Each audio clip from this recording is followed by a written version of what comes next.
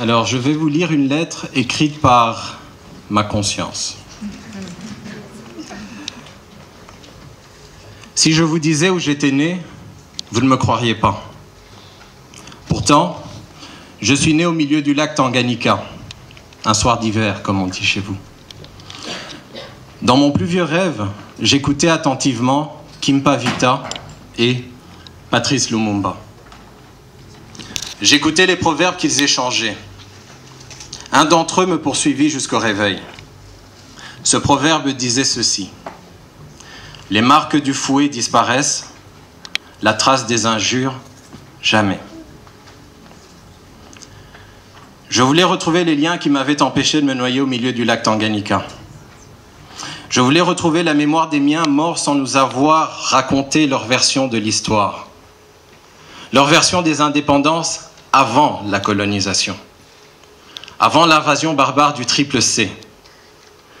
Commerce, civilisation, christianisme.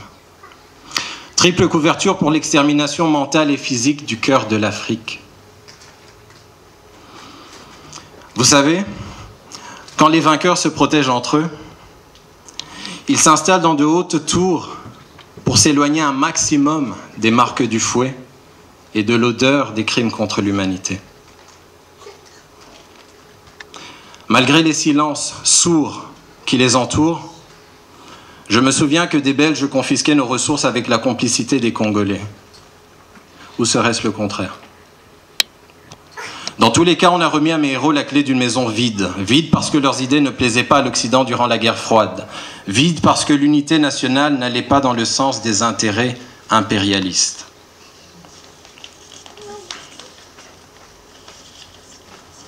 Je suis né au milieu du lac avant que le Congo ne s'appelle Zaïre. Mes sœurs, mes frères et moi étions fiers d'affirmer notre authenticité, fiers de nos vraies couleurs de peau, fiers des cheveux qui poussaient sur notre tête sans aucun doute sur qui nous étions, sans aucun doute sur les marques du fouet appelées à disparaître. Pour ceux et celles qui ne pouvaient pas ou ne voulaient pas s'élever matériellement, il restait l'élévation spirituelle. D'ailleurs, il reste encore des cultes qui calment nos blessures, des cultes qui effacent la trace des injures. On y avale des aspirines sous forme de prière. Il faut bien cela pour faire passer nos douleurs, pour faire passer nos hantises des actes manqués et les innombrables preuves de mépris pour nos nations en manque de véritables leaders. Dans le cœur du corps du Saint-Esprit, en attendant le paradis, on s'endort un peu. À force de travailler pour rien, on s'endort. Et je comprends bien qu'il faille dormir. Il faut dormir. Il faut bien dormir avant d'aller dans l'église du réveil, apprendre à chanter au nom de plusieurs seigneurs, apprendre à danser au nom de tous les seigneurs afin d'accueillir la démocratie. Ou peut-être pas tout de suite. Ça dépendra des sponsors. Parlons plutôt de l'exploitation des ressources si précieuses pour la croissance de tous, à l'exception de la majorité des Congolais. Je ne sais pas si vous avez vu ce qu'on peut faire avec des complicités externes, mais on a fini par désosser un peuple pour le voir tomber et ramper. Il a fallu déshumaniser ma couleur. Il a fallu banaliser le sort des Noirs où qu'ils soient pour ne plus s'émouvoir, pour ne pas s'émouvoir de nos millions de morts violentes à répétition. L'homme reste un loup pour l'autre. L'homme reste un loup, et encore plus loup si l'autre est une femme. Pourtant, c'est grâce à elle qu'on se lance à la poursuite d'un paradis. C'est grâce à elle, les déesses, qu'on sait qu'il faut une guerrière pour élever un guerrier. Elles, les déesses qui savent si bien décrire l'enfer qu'elles vivent quand l'homme ne vaut rien. L'enfer qu'elles vivent quand l'homme n'en est plus un. Des déesses. Dans l'enfer qu'on creuse à chaque fois qu'une femme se fait violer. L'enfer qu'on creuse à chaque fois qu'une fille se fait violer. L'enfer qu'on creuse à chaque fois qu'un bébé se fait violer.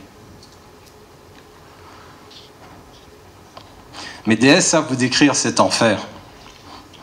Mes déesses connaissent cet enfer. Elles connaissent l'enfer. Il ne faut pas leur en vouloir si elles ne veulent pas y rester. Qui voudrait y rester? L'enfer, ce n'est pas les autres. L'enfer, c'est ce que vivent les autres quand on leur tourne le dos pour les laisser brûler. Les laisser brûler, elles et leurs bébés. Cela ne devrait donc pas vous étonner que j'ai préféré naître au milieu d'un lac. Que j'ai nagé toutes les nuits pour survivre. Que j'ai nagé encore et encore pour faire disparaître les marques du fouet. Que j'ai nagé encore plus fort pour oublier la trace des injures et des condescendances de tous bords. Comment le dire poliment? Comment voulez-vous qu'à force de ne pas enseigner la version africaine de l'histoire, les enfants ne perdent pas leur repère? Comment expliquer à chaque enfant qu'il est impensable d'indemniser les victimes multigénérationnelles de l'esclavage?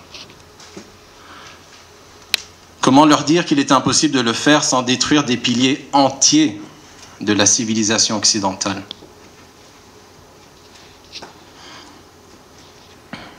Mais c'est ça aussi la survie.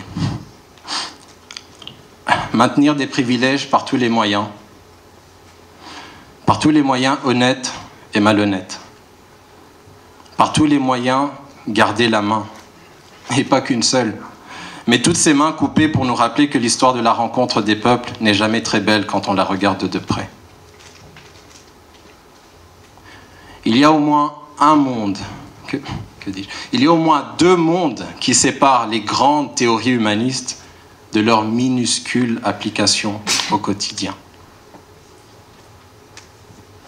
Mais ne désespérons pas. Cela n'est pas facile, mais j'y crois. L'identité plurielle, j'y crois. L'universel singulier, j'y crois dur comme fer, car je le vois tous les jours dans des yeux de toutes les couleurs. C'est pour voir cela que j'ai nagé jusqu'à la rive. Poser un pied à terre au nom de ma mère, poser un pied à terre au nom de mon père. Merci pour votre attention.